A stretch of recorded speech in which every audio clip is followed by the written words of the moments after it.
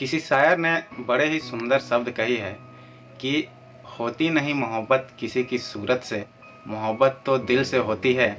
सूरत उनकी खुद ही प्यारी लगती है, कद्र जिनकी दिल में होती है। नमस्ते दोस्तों, मैं नित्यानंद सिंह आज की नई स्टोरी में आप सभी को स्वागत करता हूं। दोस्तों, आज मैं एक ऐसी स्टोरी लेकर आया हूं जो आज भी मोहब्बत के नाम पर एक मिसाल है। इस स्टोरी की शुरुआत एक शहर से होती है।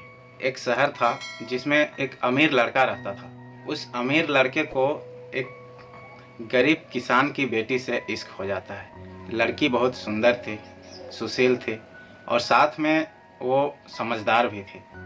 कुछ दिन बीत जाने के बाद वो लड़का उस लड़की को बता देता है कि वो उससे लव करता है और उसी से वो शादी करना चाहता है।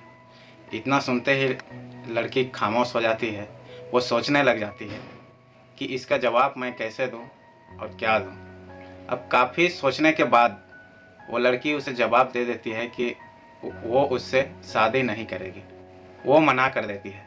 सोचती है कि मैं एक गरीब किसान की लड़की हूँ, गरीब परिवार से संबंध रखती हूँ और वो जो लड़का है वो अमीर परिवार से संबंध रखता है, तो हम दोनों की शादी कैसे होगी। यही सोचकर वो लड़की उसे मना कर देती है। तब ऐसे ही कुछ दिन बीत जाता है। कुछ दिन बीत जाने के बाद जब उस लड़के को ये बात पता चलता है तब वो बहुत परेशान हो जाता है और वो लड़का उस लड़की के परिवार वालों के पास चला जाता है और उनके माता पिता से बात करता है। उनके माता पिता मान जाते हैं और बोलते हैं कि ठीक है, अब उस लड़की से पूछा जाए, उससे मनाया जाए कि वो क्या बोलती है। तब वो लड़का उस लड़की के पास जाता है और उसे काफ़ी समझाता है। काफ़ी समझाने बुझाने के बाद वो लड़की मान जाती है शादी के लिए और उन दोनों की शादी हो जाती है। अब उन दोनों की शादी हो गई। दोनों मैरिड लाइफ बहुत ही खुशी खुशी बिता रहे थे। वो लड़का उससे बहुत प्यार करता था और वो भी उससे बहुत करती थी। दोनों का मैरिड लाइफ कहा जाए तो बहुत ही खुशहाल बीतने लगा था। बहुत ही खुश रहते थे वो दोनों।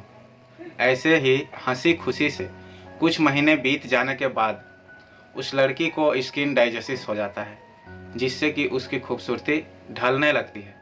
तब वो लड़की बहुत डर जाती है और सोचने लगती है कि उसकी खूबसूरती ढलने के कारण उसका पति जो है उसे छोड़ ना दे। इस बात को वो काफ़ी ज़ोर शोर से सोचने लगती है और उसका उपचार कराने में वो लग जाती है। बहुत तरह का उपचार कराती है, लेकिन उसका जो स्किन डाइजेसिस था वो ठीक नहीं हो रहा था।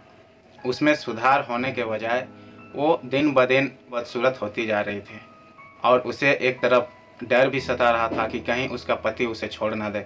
उसी बीच एक दिन वो लड़का किसी दूसरे शहर अपना कुछ काम से चला जाता है। अब वहाँ जाने के बाद वो अपना काम का निपटारा करता है। जब वो अपना घर वापस आ रहा था तब रास्ते में उसका कार का एक भयानक एक्सीडेंट हो जाता है। अब उस एक्सीडेंट में उस लड़के की आंखों की रोशनी चली जाती है। कुछ समय उसे ठीक होने में लगता है। उसके बाद फिर से वो दोनों अच्छे से रहने लगे, बहुत हंसी खुशी से रहने लगे थे। और दूसरी तरफ वो लड़की जो थी अपनी स्किन डाइजेसिस से दिन ब दिन बदसूरत होती जा रही थी। लेकिन पति अंधा होने के कारण उनका मैरिड लाइफ ठीक चल रहा था और दिखाई नहीं देने के कारण वो लड़का उससे पहले की तरह ही बहुत प्यार कर रहा था। ऐसे ही साल बीत रहा था और कुछ साल बीत जाने के बाद बीमारी के कारण उस लड़की की मृत्यु हो जाती है। अब पत्नी की मृत्यु का सदमा वो सह नहीं पा रहा था। उस सदमा से निकलने के लिए वो लड़का जो है वो प्लान कर लेता है वो शहर छोड़ के कहीं दूर जाने का। वो मन बना लिया था कि अब उसे वहाँ नहीं रहना है, उसे दूसरे शहर जाना है, कहीं दूर। तब एक दिन वो अपना बैगेज तैयार कर रहा था और जैसे जाने के लिए निकल रहा था तभी उसके एक पड़ोसी उसके पास आता है और उसे सांत्वना देते हुए कहता है कि अब आप तो अपनी पत्नी के बिना अकेले पड़ जाएंगे। वह आपका काफ़ी ख्याल रखती थी, अब आपका जीवन अंधकारमय में कैसे व्यतीत होगा। इतना सुनने के बाद वो लड़का अपनी पड़ोसी की ओर देखता है और लंबी सांस लेते हुए वो कहता है कि मैं कभी अंधा था ही नहीं, लेकिन मैं यह सोचकर अंधा होने का नाटक करता रहा कि मेरी पत्नी को यह ना लगे कि मेरी बीमारी और बदसूरती के वजह से मेरा पति उससे प्यार नहीं करता है, इसलिए मैं बिना कुछ कहे अपनी पत्नी के लिए इतने सालों तक अंधा बना रहा। इतना सुनते ही पड़ोसी की आंखों में आंसू आ जाते हैं और वहीं पर वो लड़का अपना बैगेज उठाता है और चला जाता है। दोस्तों, मोरल ऑफ द स्टोरी है कि अगर आप जीवन पर खुश रहना चाहते हैं ना, तो लोगों की कमियों की तरफ सिर्फ नहीं, लोगों की खूबियों की तरफ भी गौर करिए, आपका जीवन आसान हो जाएगा। तो दोस्तों, इस स्टोरी से आप क्या कुछ सीख पाए ज़रूर बताइएगा और इसी तरह की स्टोरी पाने के लिए सब्सक्राइब भी ज़रूर कीजिएगा। मिलते हैं दोस्तों नेक्स्ट कोई नई स्टोरी के साथ। तब तक के लिए अपना ख्याल रखिए और जाते जाते एक बात कहना चाहूँगा कि करो कुछ ऐसा कि दुनिया में नई पहचान बन जाए। धन्यवाद।